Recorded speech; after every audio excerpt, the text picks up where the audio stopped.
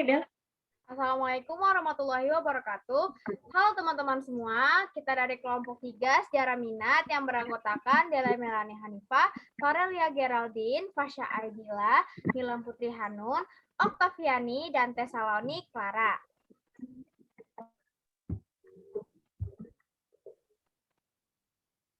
Hari ini kelompok kami akan membahas dan menjelaskan tentang awalnya berdirinya Cekoslovakia, latar belakang perpecahan, faktor-faktor yang mempengaruhi, dan dampak-dampaknya.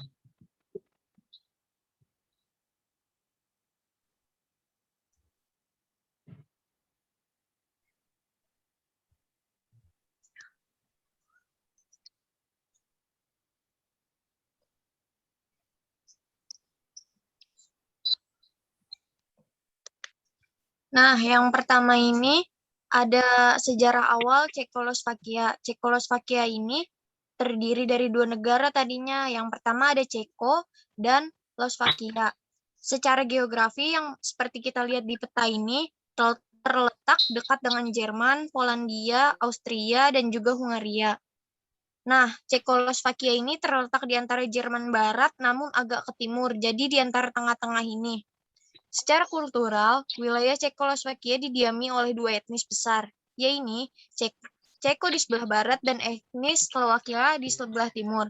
Secara historis, wilayah ini pernah diduduki Kekaisaran Romawi Suci, Turki Utsamni, hingga Kekaisaran Australia-Hongaria menjelang Perang Dunia Pertama. Pasca Australia-Hongaria runtuh, peluang berdirinya negara Cekoslovakia semakin terbuka. Berdirinya Cekoslovakia diawali dari sebuah pertemuan di Pittsburgh, Pennsylvania, Amerika Serikat yang dihadiri oleh Thomas Masaryk beserta perwakilan etnis Ceko dan Slovakia. Selanjutnya, pada 18 Oktober 1918, Masaryk mengumumkan kemerdekaan Cekoslovakia, dan ia pun terpilih sebagai presiden pertama Cekoslovakia pada 10 November 1918. Ia menjabat sebagai presiden hingga 14 Desember 1935.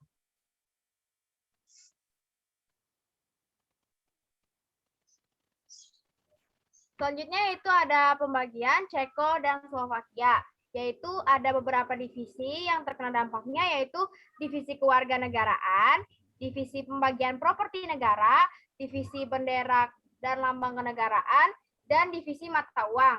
Divisi kewarganegaraan Cekoslovakia adalah kesepakatan dari hal kewarganegaraan. Kesepakatan tersebut mengarah pada perjanjian Schengen.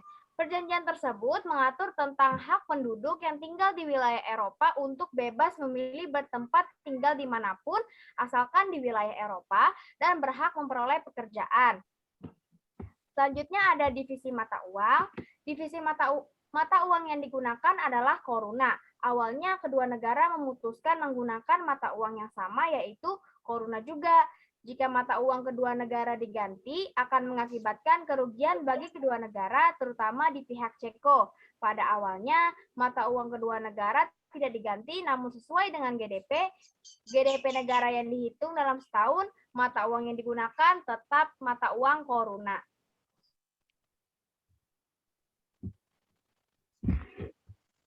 Selanjutnya, keruntuhan.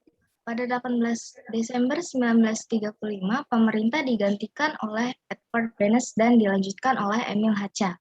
Pada 30 November 1938 sampai 15 Maret 1945. Pada tahun 1939, pasukan Nazi di Jerman menganeksasi wilayah Ceko dan menjadikan Ceko sebagai negara dari Jerman, sedangkan Slovakia dijadikan negara satelit Jerman. Pada akhir Perang Dunia II, pasukan Jerman berhasil dikalahkan oleh Soviet yang kemudian memuluskan jalan bagi komunis Cekoslovakia atau PKC.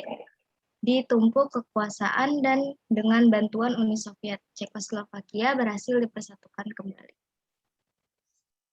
Selanjutnya, Cekoslovakia di bawah pimpinan komunis. Menjelang akhir Perang Dunia Kedua, Edvard Beneš kembali menjabat sebagai presiden pada 4 April 1945 hingga Juni 1948. Pada 1946 diadakan pemilu pada 25 Februari, Cekoslovakia diproklamasikan dan berada di bawah kekuasaan PKC. Selanjutnya, pemerintah kemudian dipimpin oleh Clement Gottwald yang juga menjabat sebagai Ketua Partai Komunis. Nah, di sini lanjutannya, Gottwald kemudian membuat kabinet baru yang didominasi oleh menteri yang berasal dari Partai Komunis. Pada tahun-tahun berikutnya, Gottwald dan para pengikutnya melakukan pembersihan dengan menyingkirkan orang-orang non-komunis. Selama 5 tahun dia berkuasa, pada tahun 1948 sampai 1953. Sebanyak 230 orang dijatuhi hukuman mati dan sekitar 200.000 orang menjalani hukuman penjara. Wafatnya Gottwald dan Stalin pada 1953 berdampak pada kehidupan sosial politik Cekoslowakia. Dari pimpinan Zapatovsky sampai ke Novotny dan Dubček, naiknya Khrushchev di Soviet dan ditunjuknya Zapatovsky menjadi presiden, terjadi gelombang destalinisasi di Cekoslowakia. Namun, pada pemerintahan selanjutnya, yakni pada masa Antoni Novotny, ia kembali menerapkan sistem otoriter dan kembali menyingkirkan lawan-lawan politiknya. Konflik di dalam tubuh Partai Komunis membuat pada akhir tahun 1967 membuat Novotny meletakkan jabatannya dan memberikannya kepada Alexander Dubček.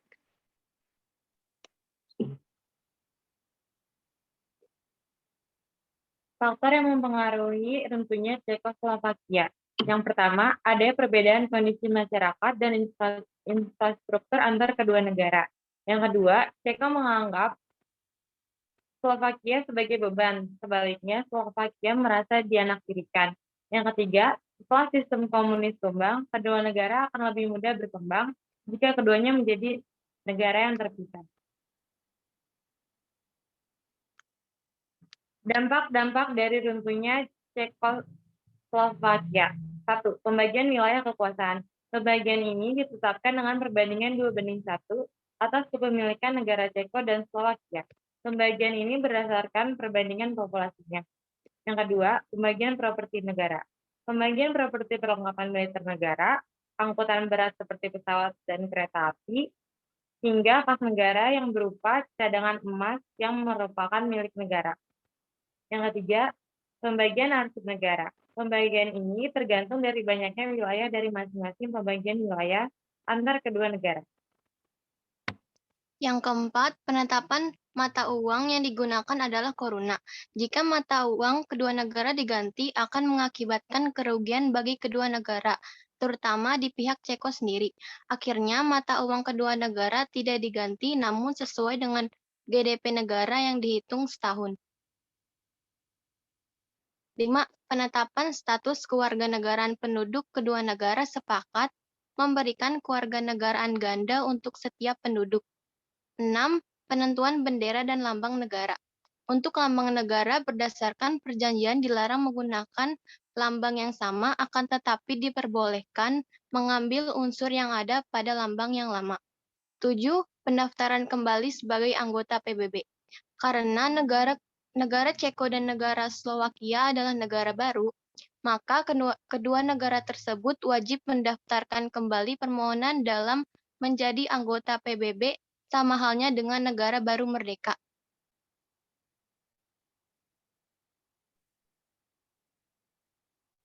Terima kasih atas perhatiannya.